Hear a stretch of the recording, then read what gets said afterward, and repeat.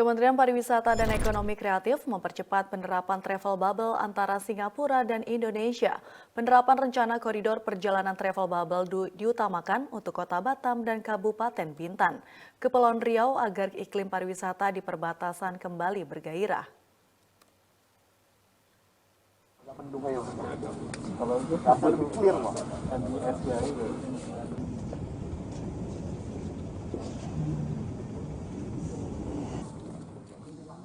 Kementerian Pariwisata dan Ekonomi Kreatif mempercepat penerapan rencana koridor perjalanan atau travel bubble antara Indonesia dan Singapura yang diutamakan untuk Kota Batam dan Kabupaten Bintan di Kepulauan Riau. Hal ini diungkapkan Menteri Pariwisata dan Ekonomi Kreatif Sandiaga Uno saat melakukan kunjungan kerja di Batam.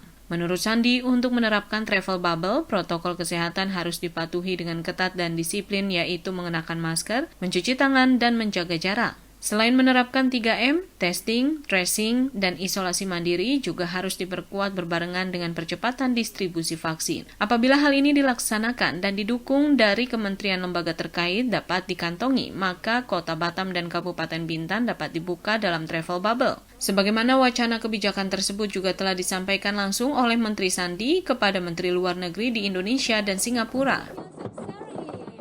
Kita melihat penerapan protokol kesehatan yang sangat ketat dan disiplin. Itu adalah sisi kualitasnya. Dan pariwisata berbasis olahraga seperti sports tourism. Hari ini kita launching International Batam Golf Tournament. Ini adalah bagian daripada event yang kita harapkan mendatangkan pariwisata yang lebih berkualitas ke depan. Travel bubble merupakan kesepakatan dengan negara lain untuk membuka akses masuk turis agar timbul gelembung atau koridor perjalanan. Rencana travel bubble dilakukan untuk memudahkan perjalanan wisatawan keluar masuk Indonesia, termasuk dari Singapura yang selama ini menjadi negara penyumbang wisatawan mancanegara terbesar ke Nusantara.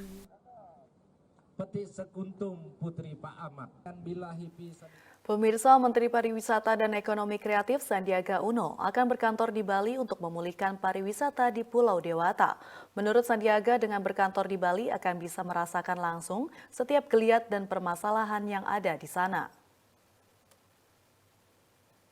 Pemerintah saya harapkan bisa memberikan gerakan yang maksimal dalam jangka waktu yang singkat, masif. Keberanian itu ada, semangat itu ada, akan tetapi tenaga mereka sudah sangat-sangat jauh berkurang dan yang minimal yang bisa diberikan. Menparekraf Sandiaga Uno akan berkantor di Bali untuk memulihkan pariwisata di Pulau Dewata. Keputusan berkantor di Bali menurut Sandiaga dilakukan demi menghindari laporan bersifat ABS atau asal Bapak Senang dari staf Kementerian Pariwisata dan Ekonomi Kreatif. Sandiaga menilai dengan berkantor di Bali dia tentu bisa merasakan langsung setiap geliat dan permasalahan yang ada di Bali. Sandiaga juga dapat dengan mudah menyampaikan apa yang dilihat dan dirasakan kepada Presiden Jokowi dan Wapres Ma'ruf Amin, bukan hanya laporan anak buah saja. Sandiaga mengatakan saat ini sektor pariwisata memang terdampak paling parah akibat pandemi yang terjadi sejak 2020 lalu, salah satunya sektor pariwisata di Bali. Pasalnya, kata Menparekraf, lebih dari 80% masyarakat Bali menggantungkan hidupnya pada sektor pariwisata. Sandi berharap dengan berkantor di Bali ia bisa segera menemukan solusi agar geliat pariwisata dan usaha di Bali segera bisa dibangkitkan kembali. Yang dirasakan oleh sektor industri pariwisata dan ekonomi kreatif. Saya sudah memfinalkan, saya bersedia untuk berkantor di Bali paling tidak sebulan sekali, beberapa hari. Berkantor benar ya, jadi bukan berkunjung tapi berkantor. Kalau saya berkantor di Bali itu paling tidak ada geliat yang dirasakan oleh dari segi perhatian, tambahan policy, kemampuan saya menyampaikan juga ke Presiden dan Wakil Presiden dan lain sebagainya. Ini sekarang kita lagi